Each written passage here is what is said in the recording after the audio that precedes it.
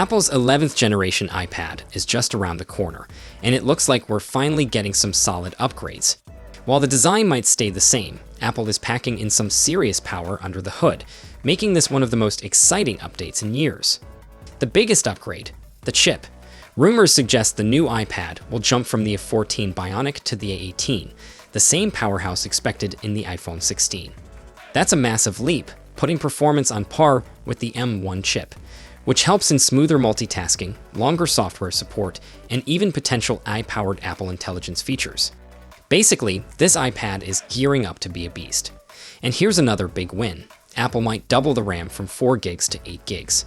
That's a game changer, making the iPad way more future-proof and boosting performance for memory-hungry apps.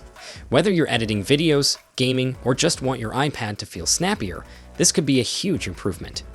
More RAM means better handling of multiple apps, fewer slowdowns, and a smoother overall experience. Design-wise, don't expect anything wild. The 11th Gen iPad will likely stick with the 10th Gen look, meaning a 10.9-inch Liquid Retina display, a USB-C port, and Magic Keyboard Folio support. But there's a small but useful tweak, possible Wi-Fi 6E support for faster and more reliable internet. That's a nice touch if you're all about speed and want seamless streaming, gaming, or video calls. Leaks suggest Apple could drop this iPad at a March event, alongside a new MacBook Air. Pricing. If Apple sticks to its usual strategy, the 10th Gen iPad might stay at $350, while the 11th Gen could launch at $450, just like the previous model. That extra $100 gets you a big jump in power, so it might be worth it if you're looking for longevity and top-tier performance.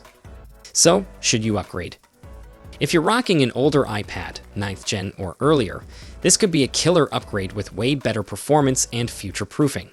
But if you already have a 10th Gen, you might want to hold off unless you really need that extra power boost. So, are you hyped for the new iPad?